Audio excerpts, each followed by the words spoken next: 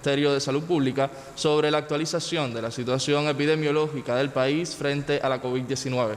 Nos acompaña, como ya es habitual, el doctor Francisco Durán García, director nacional de epidemiología del MINSAP. Doctor, buenos días. Buenos días a ustedes, a Gisela que nos apoya y nos conduce y a todas las personas que nos siguen en diferentes lugares. Bueno, comenzamos el día con agradable noticia, no tuvimos ningún fallecido en el día de ayer. No obstante, se mantienen ingresados en nuestros hospitales 558 pacientes, se vigilan 13 o en vigilancia 13, sospechosos 300 y confirmados 245. En la atención primaria de salud se mantienen en vigilancia 445 personas por determinado riesgo clínico epidemiológico. En el día de ayer se estudiaron 2.090 muestras en el Laboratorio de Biología Molecular del Instituto de Medicina Tropical Pedro Curí, 1.097, en el del Hospital Hermanos Amejeira, 320, en el de los Centros Provinciales de Higiene y Epidemiología de Santiago de Cuba, 282, de Villa Clara, 203, de La Habana, 188, y como resultado de este análisis, resultaron positivas 14 muestras en el día de ayer. De esta forma, se acumulan 129.132 muestras analizadas, estudiadas en nuestro país, de las cuales producto de lo cual 2.233 personas han resultado positivas a la COVID-19. Es el 1,7% de todas las muestras analizadas. Los 14 casos confirmados en el día de ayer, los 14 pacientes confirmados en el día de ayer, todos son cubanos. Eso es algo que nos viene ocurriendo desde hace aproximadamente 10 días. El 92,9%, o sea, 13 de estos 14 casos, son contactos de casos confirmados ya, fundamental grupo de riesgo que tenemos en nuestro país en estos momentos, y de esta forma ya el 87,7% de todos los casos confirmados en Cuba, estamos hablando de 1.959 personas, han tenido como fuente de infección el contacto con una persona que ya había sido diagnosticado. De los 14 pacientes del día de ayer, en uno no se precisa la fuente de infección, aunque se sigue profundizando, y ya de esta forma se acumulan 74 en los cuales no se ha precisado la fuente de infección, que es el 3,3% de los casos diagnosticados en nuestro país. Con fuente de infección en el extranjero se mantienen las 159 personas que hemos ido informando todos los días. De los 14 casos diagnosticados en el día de ayer, 12 son del sexo masculino y ya se acumulan 1.128, o sea, el 50,51% de los casos diagnosticados en Cuba son del sexo masculino. 2 en el día de ayer y un acumulado de 1.105 del sexo femenino, que es el 49,98%. Importante información, el 100% de los casos, o sea, los 14 confirmados ayer, son totalmente asintomáticos. Eso es importante para no confiarnos, porque realmente no manifiesta, muchas veces, ya explicamos esto en una ocasión, la manifiestan posteriormente con algunos síntomas, pero en el momento del diagnóstico, cuando todavía están transmitiendo la enfermedad o cuando están transmitiendo la enfermedad, no tienen síntomas ninguno de la misma. Ya en el comportamiento de la pandemia en Cuba, 1.189 casos diagnosticados, el 53,2% han sido asintomáticos en el momento del diagnóstico.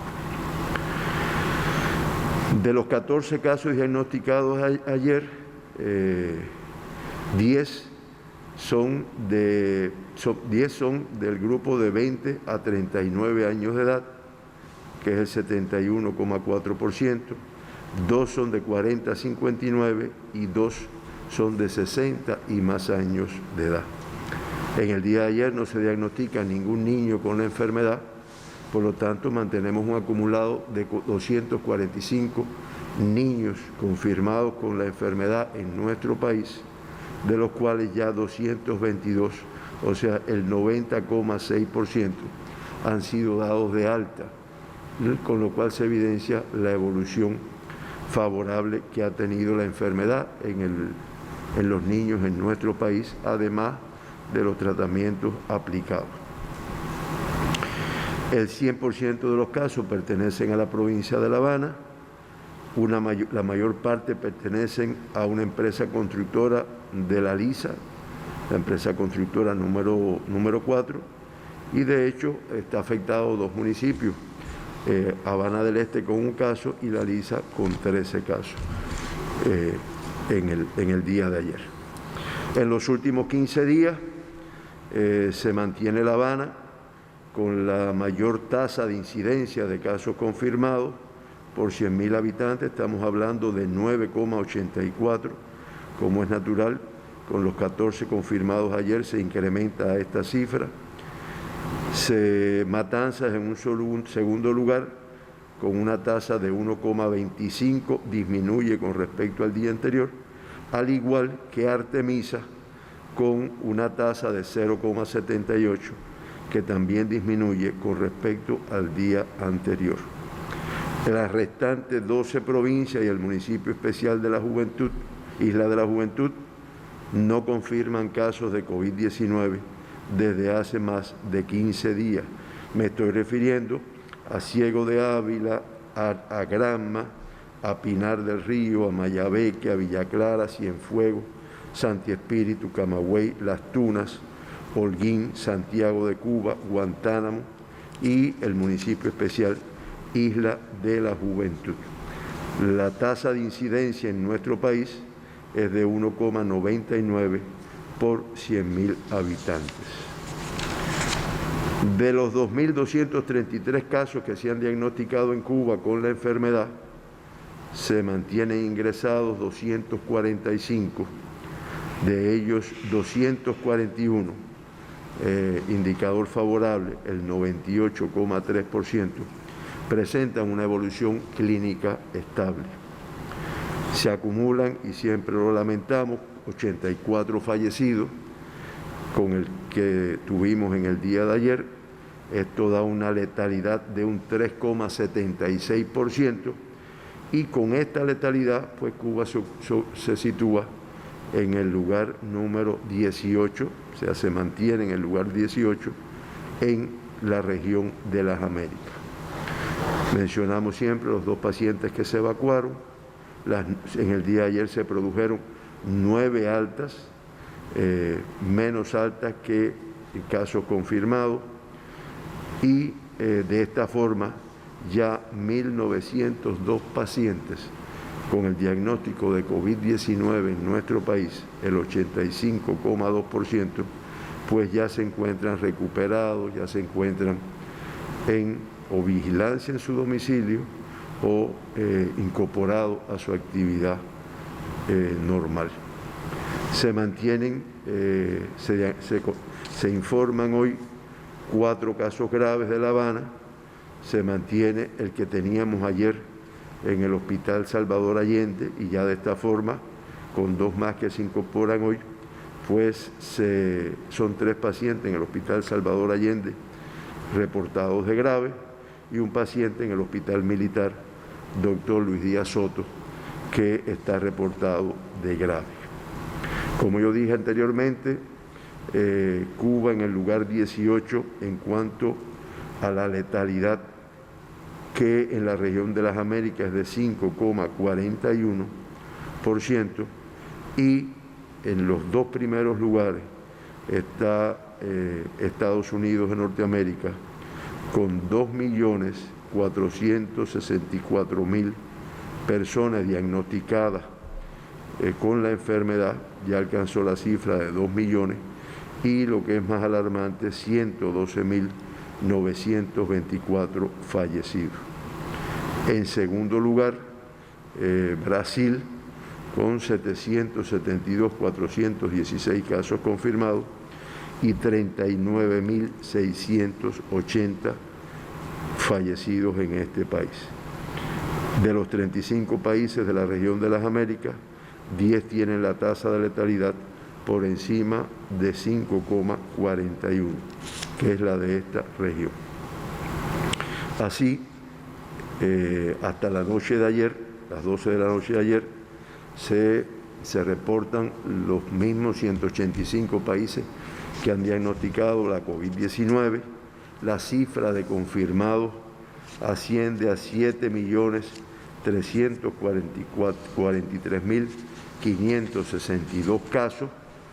Solo en el día de ayer se confirmaron 133.100 casos, cifra bastante elevada a pesar de la evolución de la enfermedad, y lo que todavía es más importante, 5.235 personas fallecieron en el mundo en el día de ayer como consecuencia de esta enfermedad.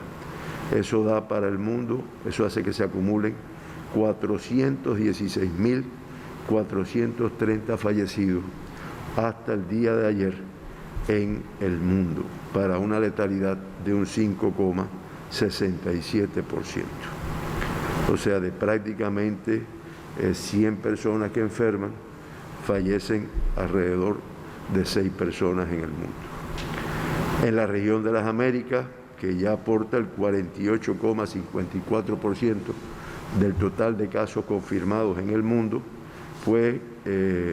diagnosticó ayer 76.277 casos y alcanza la cifra de 3.564.507 casos confirmados. Lo que es más importante, pues fallecieron 3.583 personas, se acumulan 192.833 y, como ya yo había dicho anteriormente, eso da una letalidad del 5,41%. Bueno, hasta aquí nuestra información.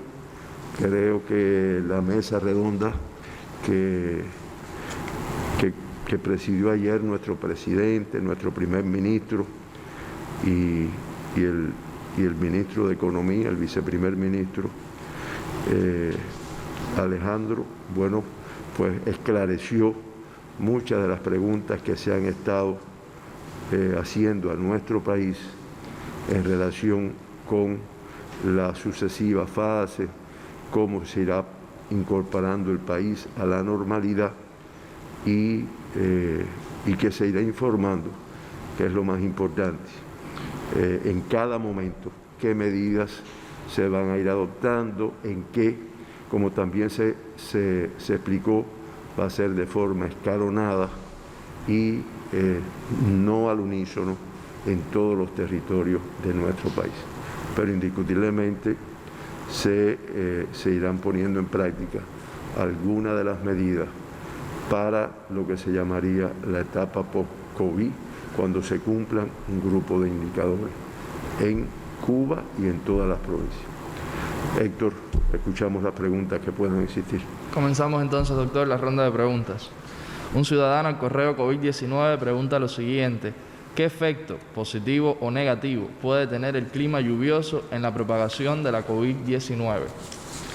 Bueno, eso también nos referimos en una oportunidad. Siempre recordamos que los virus respiratorios, sobre todo el virus de influenza, que es una enfermedad que afecta a la humanidad desde hace siglos, pues realmente tiene un comportamiento de incremento en las etapas frías y más bien secas.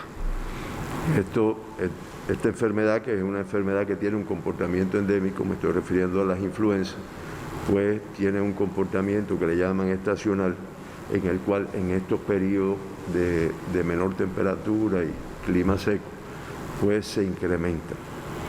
Después en el verano baja. Estuvimos revisando varios artículos más actualizados y todavía en la COVID También es una enfermedad, como siempre digo, con 6 meses de evolución. Todavía no se ha podido demostrar que tenga un efecto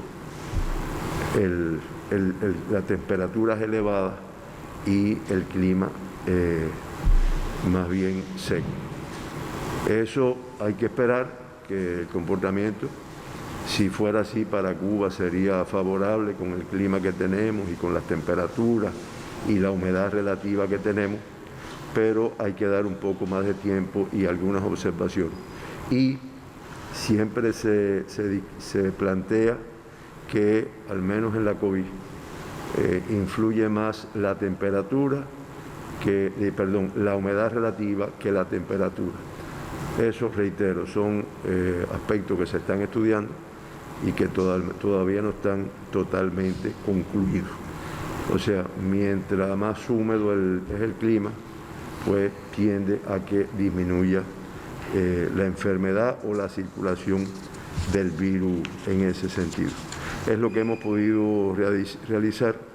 Se dice, o sea, fundamentalmente no es precisamente la temperatura, sino la humedad. Y en un entorno seco la gripe se afianza en el aparato respiratorio del infectado y permanece más tiempo en el ambiente. Eso es lo que se plantea en los estudios que se han hecho. Si es así, reitero, también tenemos una posición favorable porque el clima de Cuba es más bien húmedo y no seco. Bueno, esto es lo que podemos precisar con eso. Hay otro elemento que tiene que ver con el clima y que se ha estado manejando, y es en relación con las lluvias, que las lluvias favorecen porque arrastran los virus. Eso también, hay incluso un artículo que dice, y leo textualmente, ¿no? Con respecto a eliminar el virus de la superficie con agua, lluvia, los únicos métodos conocidos efectivos para desinfectar y limpiar la superficie, según lo recomendado por los organismos internacionales, son el alcohol al 70%, las soluciones diluidas de cloro y desinfectantes domésticos. O sea, no podemos confiarnos en que llueve, y como por ejemplo en Cuba está lloviendo en estos momentos, y bueno, eso arrastra el virus. No, tenemos que seguir utilizando las soluciones desinfectantes y las medidas que están establecidas para evitar que el virus permanezca en la superficie. Es lo que podemos decir en relación con el clima. Reitero, noticia no acabada y que estaremos al tanto de lo que en el mundo se investigue en relación con esta situación. Siguiente pregunta, doctor. Un usuario de redes sociales dice lo siguiente. El 9 de junio, en el NTV Misión Estelar, el gobernador de La Habana, Reinaldo García Zapata, dijo, y cita a este usuario, ya se está evaluando que los sospechosos, ingresando al hospital, inmediatamente se le haga la prueba de PCR. Si es positivo, pasa a confirmado, y si no es positivo, entonces regresa a su hogar y asimismo se arrastra a los contactos de esos casos sospechosos que no pueden permanecer en los centros de aislamiento más de 72 horas. Fin de la cita. La pregunta concreta de este usuario, doctor, sería, ¿esto también se aplica a los viajeros que lleguen del exterior? Bueno, con respecto a los casos sospechosos, que es lo que se refiere en la pregunta en cuanto a un pronunciamiento que se tuvo. ¿Es así? ¿No es esta la pregunta, Héctor? Sí, doctor. Es el pronunciamiento en cuanto al aislamiento de los casos sospechosos. Correcto. Sí. Si me ayudan en la pantalla con un gráfico que le habíamos pedido. Miren, se demostró, o por lo menos es lo que se ha planteado internacionalmente por la Organización Mundial de la Salud y demás, que a diferencia, no se asusten, no es un gráfico para enredar, a diferencia de lo que se pensaba, que el diagnóstico en el caso sospechoso, acuérdense que el caso sospechoso es un caso que tiene un elemento epidemiológico de haber adquirido la enfermedad y tiene síntomas de la enfermedad. Ese no es el caso del contacto asintomático. Entonces, que había que esperar entre 3 y 4 días, para poder realizar la prueba, el PCR en este caso, que permita el diagnóstico de la misma. Ahí se demostró, o por lo menos es lo que se planteó, fíjense nada más que en la curva roja. La curva roja es el título de anticuerpos en la muestra de la persona o en la persona. Y fíjense cómo la curva roja comienza a elevarse desde antes de aparecer los primeros síntomas. Incluso pudiéramos decir que el pico más alto es en el momento que aparecen los primeros síntomas. Ya después comienza a declinar esta curva. ¿Qué quiero decir con esto para que se pueda entender? Una vez que esto se planteó por los organismos internacionales y previo acuerdo por el grupo técnico nacional, bueno, pues se decidió que en el momento que se ingresa un caso sospechoso, pues inmediatamente se le hace el PCR, se toma la muestra de PCR para poder diagnosticar la enfermedad. Por eso el concepto que se tenía de que yo ingreso el sospechoso y hasta dentro de 3 o 4 días no te tomo la muestra, cambió. Y por lo tanto, toda persona sospechosa, y creo que ya expliqué lo que es un sospechoso, pues inmediatamente que se ingresa, que como es natural ya tiene síntomas, se toma la muestra. Si esta muestra viene positiva, bueno, pues se ingresa como caso confirmado y se profundiza todavía más, porque ya desde el momento que es sospechoso se identifican los contactos de esa persona. Si esa muestra es negativa, quiere decir que esa persona que se la tomamos en el momento que debe tener el título más alto de anticuerpos en la muestra, pues realmente no hay por qué tenerlo ingresado, porque se descarta la enfermedad y por lo tanto a esa persona se le da el alta y a los contactos de esa persona que ya es negativa, pues también no hay razón para mantenerlos ingresados. Por eso reitero, se acorta el tiempo de estadía en el hospital y se acorta el del paciente sospechoso y el de los contactos de ese paciente. Creo que la pregunta concluye con que si ese es el mismo tratamiento para los viajeros que llegan del exterior, van a tener los viajeros que vengan a nuestro país. Bueno, parecido. Lo que pasa es que el viajero se chequea en el momento del arribo. Se chequea desde el punto de vista clínico algún síntoma, algún elemento sintomático. Si tiene síntomas, pues ya tiene los dos componentes del sospechoso. El componente epidemiológico viene de países con transmisión y el tener síntomas. Como sospechoso se ingresa como sospechoso y como sospechoso pues se sigue la misma conducta que un caso que cualquier persona que viva en nuestro país. Claro, en el viajero, acuérdense que el mayor por ciento viene, por no decir que prácticamente, asintomático, y por lo tanto, si viene asintomático, sí, de todas formas. Me estoy refiriendo sobre todo a los cubanos que estamos regresando o que están regresando. Si viene asintomático, sí, se mantiene una cuarentena durante 14 días y en ese periodo de tiempo se hace un test rápido al inicio y un PCR al final. Pero sí se mantiene la vigilancia. Y creo que lo que ha estado sucediendo en estos últimos días demuestra la importancia de este protocolo, puesto que ya en cuestión de una semana aproximadamente se han diagnosticado 5 personas con la COVID-19 de personas o de viajeros que han llegado al exterior, han estado en cuarentena y se ha hecho el diagnóstico en los primeros días de haber arribado a nuestro país. Eso es lo que yo puedo decir en relación con esta información. Última pregunta, doctor. ¿La trombopatía constituye un riesgo para contraer el coronavirus? Pregunta un usuario en redes sociales. Mira, trombopatía es un trastorno de la función plaquetaria que generalmente tiene un componente hereditario en muchos de los casos. Es una enfermedad, es un síndrome, produce diferentes manifestaciones y que, reitero, puede ser hereditario o adquirida, aunque muchas veces lo que se demuestra es un factor hereditario, aunque puede ser adquirido también. Y yo revisé en relación con esto y sin embargo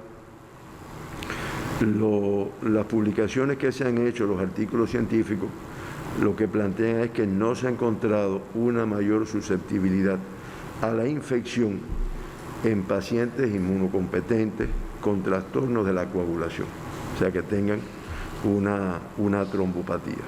De todas formas, sí se hace un grupo de recomendaciones, sobre todo cuando esta trombopatía pues se presenta en personas de una edad determinada, con otras enfermedades asociadas. Ya en una ocasión nos referimos a que, porque decían, no, los medicamentos que se utilizan para la hipertensión arterial pues pueden hacer que el coronavirus, que la COVID evolucione peor, y lo que se plantea, y aquí mismo se plantea, es que en ningún momento se suspendan los tratamientos que tiene que tener normalmente un paciente con una hipertensión o con una trombopatía, porque eso indiscutiblemente le permite una estabilidad inmunológica para defenderse. Reitero, es algo que también se sigue estudiando, que nuestros especialistas médicos, clínicos, intensivistas lo siguen muy de cerca, porque también se ha visto que en la COVID se presentan trastornos de la coagulación, no necesariamente en una persona con trombopatía, en cualquier persona, y por lo tanto es algo que hay que seguirlo muy estrechamente, y de hecho así se sigue. Terminamos la ronda de preguntas, doctor. Bueno, muchas gracias a ustedes, gracias a todas las personas que nos siguen, y seguimos en combate. Realmente el hecho de que aparezca un número de casos, eso nos va a estar ocurriendo, pero vamos a trabajar y todos trabajamos. Creo que para lograr el control de se ha demostrado que el control de la enfermedad se puede lograr, lo hemos venido logrando, y en la medida que en todos los lugares se cumplan con todas las regulaciones sanitarias, con las medidas de protección, el distanciamiento, el lavado de las manos, el nasobuco, que ayer también se explicó parte de esto en la mesa redonda, pues indiscutiblemente lograremos que se controle todavía de una forma más rápida la enfermedad en nuestro país. Muchas gracias a ustedes, muchas gracias a todas las personas que nos siguen, muchas gracias a Gisela que nos acompaña, y nos vemos mañana. El agradecimiento para usted, doctor, y por supuesto para todos los que nos siguen. Devolvemos la